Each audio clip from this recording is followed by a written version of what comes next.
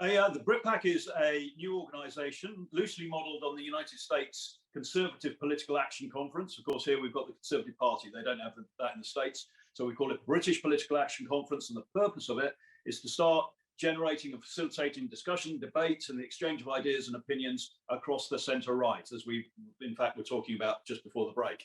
So and by doing that, to start to generate a little bit more sort of commonality in ideas, develop ideas more easily through the exchange of opinion, because at the moment discussion in political parties is set by political parties. It's very difficult to break ranks, and it's also very difficult to work with other political parties and exchange ideas. So that's really what this is about.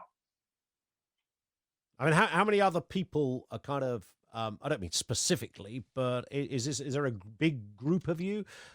Is it you sitting frustrated next to an old study lamp trying to change the landscape? It's a little bit of both, to be honest, Ian. It starts somewhere. No, at the moment, at the moment we've got about 450 people around the place. We've got people in various parts in Hampshire, in Essex, and so on. Up in Yorkshire, who want to build local associations so that we get those discussions and debates going locally as well as nationally. So it's a growing fold. People can. Am I allowed to advertise it slightly? Please sort of have a look at the website. It's britpac.uk, BRITPAC, British Political Action Conference.uk. Have a look at the website and follow us on Twitter at BritPac. BritPac, full stop. So, and have a look, see if you like it, because it's about exchange of ideas. Fantastic. It's not a political party. Okay, let's talking of ideas then. Let's finally solve this one, Henry. We've spoken about it lots of times. Priti Patel, some say battling to stay in her job over the Channel crossing migrant situation. Firstly, is it a crisis? Yeah, I think it is, Ian. Certainly in as much as it is a problem that is growing and is beyond the government at the present time to manage effectively. And I certainly predict that, I mean, we're seeing figures now 3 times that of last year, having come across on small boats. And I predict that we're going to see double that probably next year. And in time, bear in mind that the United Nations Population Program or Fund, they have assessed that the population of Africa is going to grow by another 1.7 billion in the next 29 years. We all know that Africa has problems sustaining its population at the moment. There are going to be people starving, droughts, natural disaster. Those people are going to want to move, many of them. There's going to be quite a driver to move if that's not managed in some way. And they're not going to go to China. So what I'm saying is that I think there's a defining issue. So this isn't just about solving the channel issue today or tomorrow. This is a much more of a long-term aim in terms of how our country is seen, if that makes sense. How it's perceived by people thinking, where do I go? Absolutely, it is, Ian. And a lot of people are talking about what we should do in the middle of the channel. Well, we can come back to that. But actually, you manage borders internationally, regionally within the world, and also locally and nationally in terms of your own borders, and to an extent within too. So you've got different layers. And I actually worked on a program between 2003 and 2006, 12 different government agencies all working in unison to conduct, to lead, to execute proactive intelligence and tactical operations along the people smuggling networks, all the way back to where they start, to actually disrupt them, because you've got a multitude of opportunities along those routes to disrupt the flow. And there are people being exploited on that route. And you bring that all the way back down and you end up at a mobile team who are meeting a dinghy off Dungeness. So you've got all of these different levels of engagement. They have to be there.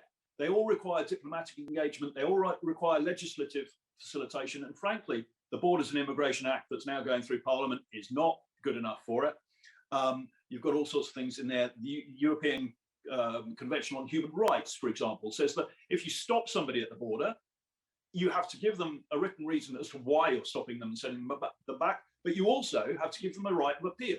So even under British law, that is, So we've got all sorts of problems there that we need to unpack and work at before we can really act.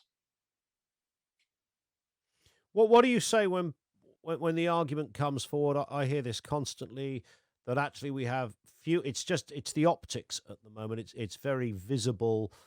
People used to arrive in all sorts of ways. Now a lot of those ways have been cut off. Mhm. So it's the optics that are disturbing. Actually, in terms of numbers, there are fewer people coming here than we've had for many years, even though it looks bad. In terms of taking in immigrants to this country, France take 4 times more, Germany 10 times more. What's your answer to all of those points, Henry? Well, first thing is we know for an absolute fact that there have been terrorist attacks in Germany, in France, and in Scandinavia, and now in the UK that have been conducted by people who were given asylum or were being processed through the asylum process in those countries. We don't know who all of these people are when they travel.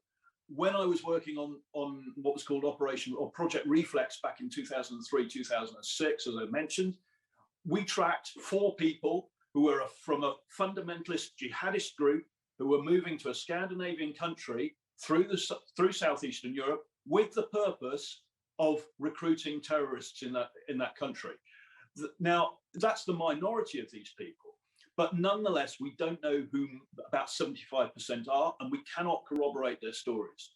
Furthermore, the fact is that we have an appalling record of integration here. So if we take people in, there are 17 different exemptions to having to learn English if you come to this country as a migrant or an asylum seeker.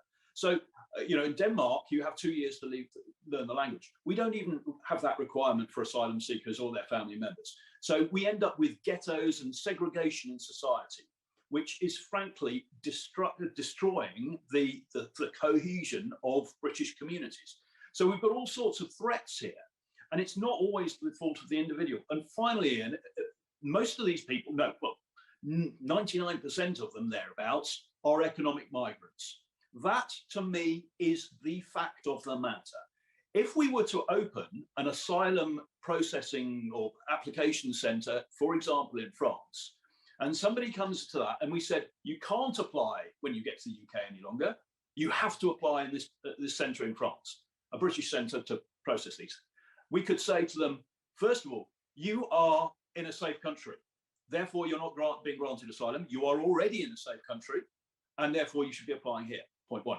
Point 2, we can say to them, well, actually, you are an economic migrant. You're moving for the purpose, if you move from here, one safe country to another, it is because you prefer to do that, not because you need to, because you're fleeing for So your life. that move directly makes that person an economic migrant from being whatever their circumstances might have been, but by definition of choosing somewhere else, that puts them in a different category. That is my argument, and I agree entirely with the Polish Prime Minister who said the same thing. I've been saying it for years. If you are moving because you are in fear, then I accept that you're a refugee / asylum seeker. But if you are moving because you are seeking a slightly better life, you want to earn money to send home, you are an economic migrant. The fact that you actually say, I want to claim asylum, I'm sorry, doesn't cut it. In this country, Ian, last year, the second largest group of asylum seekers, people who've been allowed to lodge an asylum claim, were Albanians. Now, Albania, I was the advisor to the Albanian Prime Minister for nearly a year, some years ago. I know Albania. At that time, 20 years ago, it was a dangerous place. It is not now. And the European Union does not grant asylum to Albanians, but it does let them in for 3 months without a visa. So they spend 3 months there, they get to the North French coast, and then, because they want to earn more money, because they can in the UK or in Europe, then they try to come across the border. And for some bizarre reason, we give these people who have come from a safe country asylum. We accept that claim. We should be rejecting it immediately and sending them back. We do need the facilitation And on that of the law. point, yeah, of course. Listen, Henry, we could talk some more, but we will have you back on for another extended chat. But in the meantime, Henry Bolton, OBE, Thank you, sir, for your time. It's been great to have you on.